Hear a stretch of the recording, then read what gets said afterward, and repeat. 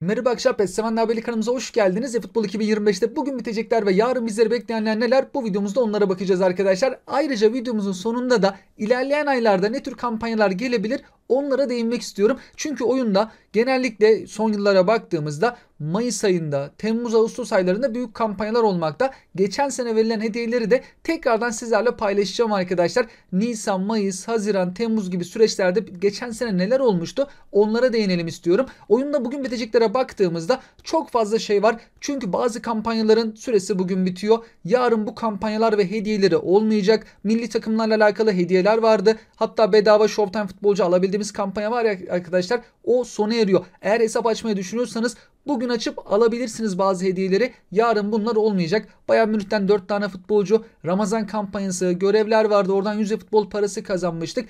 Futbol parası çok vermiyor Konami son dönemlerde. Genelde düşük seviyeli oyuncu hediye etmekteler. Geçen hafta gol aranısı geldi ama herhangi bir futbol parası hediyesi yok arkadaşlar. Başka hediyeler burada yer almakta. Bugün son gün. Futbol Championship'te Round 1 için bugün son gün, eğer oynamadıysanız 100 futbol parası yer alıyor arkadaşlar. 3 tane mücadele var. Tamamladığımızda bu hediyeleri kazanıyoruz. Round 1'i tamamlayanlar Cuma günü Round 2'yi oynayabilecekler. Eğer eksik olursa Round 2 gözükmez, oynanmaz arkadaşlar. Etkinliklere baktığımızda 50 futbol parası kazandığımız bu etkinliğin bugün son günü. Yarın yenisi gelecek bu tarz. Player of the Week ücretsiz açma hakkı veren etkinlik. Yarın yeni bir tane gelecek. Tur etkinliği, temalı etkinlik kampanyadan dolayı gelen. Burada futbol parası yoktu. Antrenör gibi hediyeler yer alıyordu. Burada da fazlaca antrenör DP hediyesi olan bir tur etkinliğimiz. Biraz uzun sürüyordu tamamlaması. Bu etkinlik de kampanyadan dolayı gelmişti. Bugün son gün arkadaşlar. Yedek hesap, yeni hesap açarsanız buradaki hediyeleri bugünlük toplayabilirsiniz. Yarın bunların çoğu ne yazık ki olmayacak. Geçen hafta ligime eklenen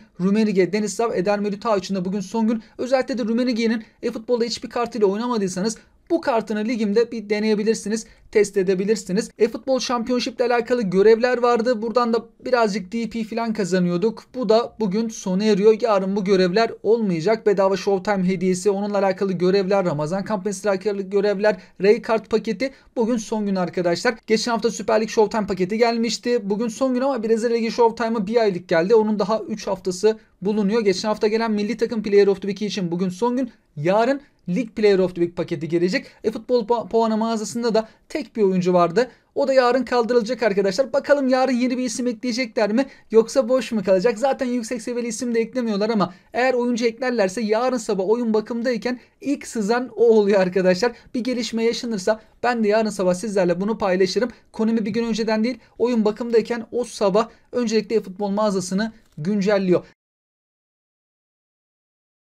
Yarına geçtiğimiz zaman her perşembe olduğu gibi haftalık bakım var. Oyun Türkiye saatiyle sabah 5'te kapanır. Konami 11'de açılacaklar. Öğlene doğru 11'de ama genelde erken açıyorlar.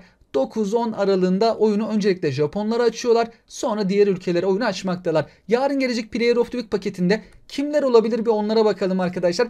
Lig maçlarından bu sefer Konami oyuncular tercih edecek. Cuma, cumartesi, pazar ve bazen de pazartesi günü oynanan maçlara bakıyor. Şöyle bir durum var. İngiltere'de lig maçları oynanmadı. Şimdi hafta içi oynanıyor ama Konami artık Player of the Week'i hazırlamıştır. O yüzden dünkü bugünkü maçlara bakmaz arkadaşlar. Kupa maçlarından da her zaman oyuncu seçmiyorlar. Anlaşmalı partner kulüplerinden belki oyuncu tercih edebiliyorlar. İngiltere Ligi olmadığı için, maçları oynanmadığı için düşük seviyeli isimler de birazcık fazla olabilir pakette. Oyunda yüksek seviyeli isimlerin çoğu İngiltere Ligi'nde forma giyiyordu. Ama şöyle bir durum var. Bazı takımlarda yıldız oyuncular da bu hafta iyi maçlar çıkardı. Yine yüksek seviyeli birkaç isim pakette yer alacaktır. Barcelona takımında 4 birlik galibiyet var. Bu maçta öne çıkan isim Lewandowski 2 gol kaydetti. Gelme ihtimali yüksek forvetlerden bir tanesi. Real Madrid takımı 3-2'lik galibiyet aldı. Arda Güler de maça ilk 11'de başlamıştı. Penaltıyı kazandıran pozisyonda Arda Güler vardı. Mbappe 2 gol attı ama birisi penaltıdan arkadaşlar. Penaltıdan olmasa daha da iyi olabilirdi. Penaltı birazcık işi bozabiliyor ama sonuçta 2 gol attı. Adaylara baktığımızda ofansif orta sahada oynayan Bellingham veyahut da sol bek futbolcusu Garcia, o da çok iyi maçlar çıkarıyor Real Madrid takımında. Belki onun da kartı gelebilir. Veyahut da Mbappe. Ben bu 3 isimden birisini Konami tercih eder diye düşünüyorum arkadaşlar. Vallecano 2-0'lık galibiyet aldı.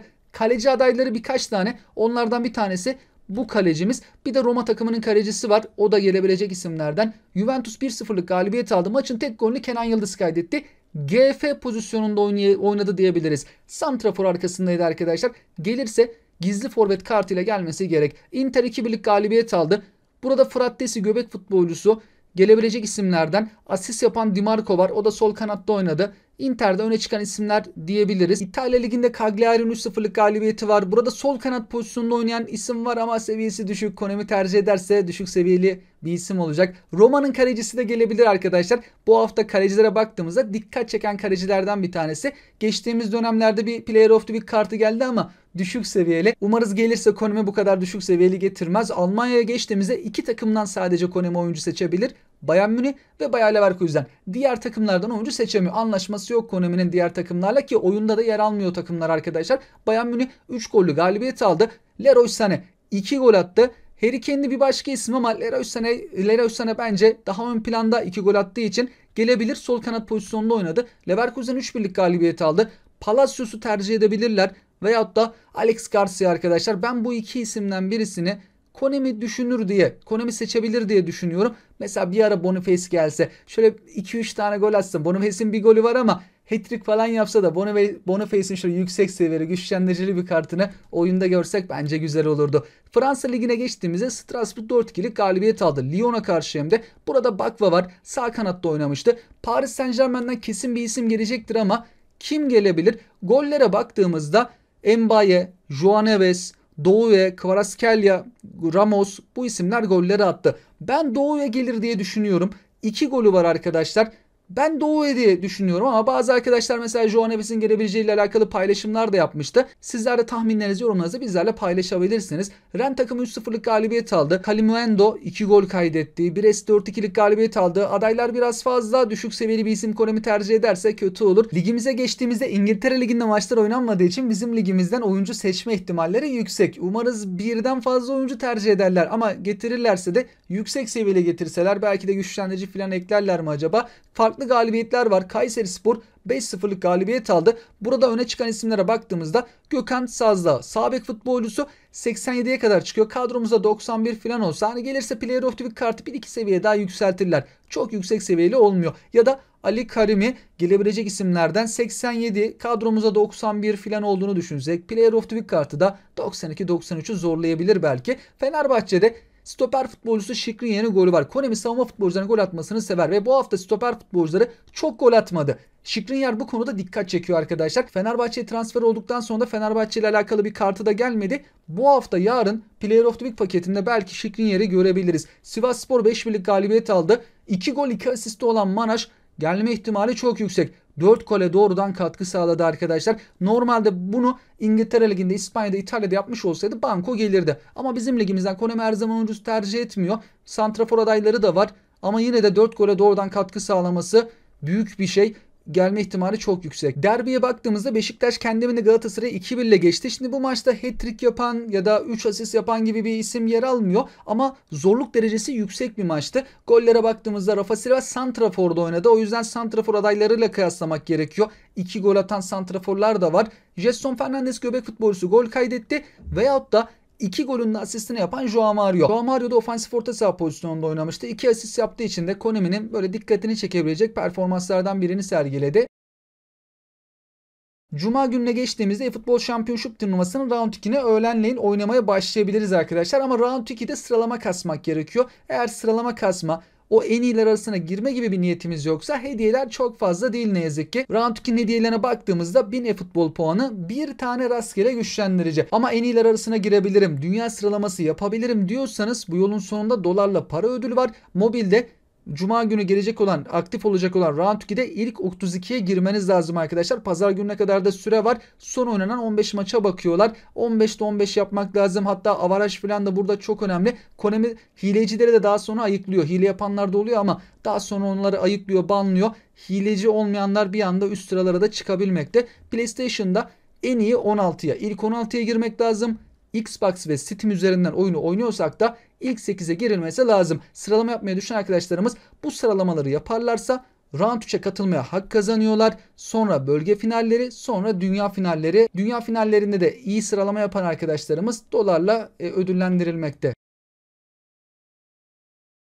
Ayrıca arkadaşlar Player of the Week tahminleriyle alakalı Twitter'da bazı sayfalar, bazı arkadaşlarımızla paylaşımlar yapmakta. Onların bazılarını sizlerle paylaşmak istiyorum. Yarınla alakalı bu arkadaşlarımızın düşündüğü isimlere baktığımızda PESMOB Endonezya sayfası. Mbappe, Lewandowski, Skriniar, Joao Neves, Palacios, Politano, Kenan Yıldız, Nakamura, Roma'nın kalecisi ve aşağıda düşük seviyeli isimlerin yarın gelebileceğiyle alakalı tahminlerini paylaşmıştı. Görkem'in paylaşımına baktığımızda Mbappe, Leroy Sané, Di Marco, Beşiktaş'tan Gelson Fernandes, Federico'ya baktığımızda bu arkadaşın da güzel böyle tahminleri oluyor. Mbappe, Lewandowski, Leroy Sané, Joao Neves, Mandragora yarın gidebilecek isimler olarak gözükmek. Tabi bunlar tahmin arkadaşlar. Bunlar da diğer arkadaşlarımızın tahminleri. Sizler de yarın kimlerin gelebileceğini düşünüyorsunuz? Yorum yazarak bizlerle paylaşabilirsiniz. Renan Galvani de önemli bir kaynaktır. Oyunla alakalı zaman zaman güzel bilgiler de paylaşılmakta. Nisan'da oyunda güncelleme bekleniyor. Nisan'da şimdi biz yeni sezona geçerken arkadaşlar güncelleme ile birlikte bir geçiş beklenmekte. Ama Renan Galvani de şunu diyor. Büyük bir şey beklemeyelim diyor. Mobilde grafikleri geliştirebilirler. Grafiklerle alakalı bir güncelleme olabilir. Yüzler, saç stilleri, belki gol sevinçleri, bu tarz böyle grafiklerle alakalı, geçişlerle alakalı belki biraz daha geliştirme olabileceğiyle alakalı paylaşım yaptı. Nisan güncellemesinde çok büyük bir beklentiye girmememiz gerektiğini söylüyor. Bu da resmi bir açıklama değil. Keşke daha güzel şeyler oyunda olsa, oyundaki bazı hataları falan düzeltseler bizler için daha güzel olurdu. Geçen seneki kampanyalara değinmek istiyorum arkadaşlar. Geçen sene Nisan ayında 750 milyon indirmeyle alakalı kampanya olmuştu. Uzun süredir indirmeyle alakalı kampanya gelmiyor. Normalde gelmesi gerekirdi. Konami 50 milyonda bir kampanya yapardı. Şu an bazı yerlerde şunu paylaşmaya başladı. Oyunda 900 milyon indirme olmuş olabilir. Bununla alakalı kampanya gelebilir yönünde tahminlerini paylaşıyorlar arkadaşlar. Normalde gelmeliydi. 850 milyon olmadı diye hatırlıyorum. En son biz galiba 800 milyon indirmeyi yapmıştık. 777 milyon, 800 milyon, 850 milyonu yapmadık diye hatırlıyorum. 850'yi pas geçtiysek o zaman 900 milyon artık yakın olabilir. Geçen sene Nisan'da 750 milyonu kutlamıştık. Belki bununla alakalı da yakın zamanda bir gelişme olabilir. Yarın mı olur, ilerleyen haftalarda mı, aylarda mı, şimdilik bir bilgi bulunmamakta arkadaşlar. Konami pat getiriyor. Diyor ki şu indirmeye ulaştık. Hediyeler bunlardır. Bazen güzel kutluyor, bazen de sönük de kutlamakta. Mayıs ayına geçtiğimizde ise oyunda Mayıs ve Temmuz-Ağustos ayları çok önemli. Oyundaki en büyük kampanyalar Mayıs ya da Temmuz-Ağustos, Temmuz sonu Ağustos'a doğru gerçekleşmekte. Çünkü oyunun yıl dönümleri arkadaşlar. Mayıs ayının önemi şu ki mobilde oyunun çıkışının yıl dönümü. Geçen sene 16 Mayıs'ta gelmişti. Tabi tarihler değişebilir. 20'lerde de Konami getirebilir. Biraz erken de getirebilir. Geçen sene mobilde oyunun 7. yıl dönümüydü ve Beckenbauer epik futbolcu hediye edilmişti. Bir de ölmüştü. Ondan dolayı vefat ettiği için arkadaşlar bir hediye jest anlamında da Beckenbauer'a hediye ettiler. Hediyeler değişebilir. Beckenbauer'ın yanında Aze futbol parası, GPDP gibi hediyeler olmuştu. Zaman zaman yıl dönümü kampanyası çok güzel, coşkulu oyunda kutlanabiliyor. Temmuz ayına geçtiğimizde geçen sene Temmuz ayında Arsenal'dan 3 tane Showtime futbolcudan bir tanesi hediye edilmişti.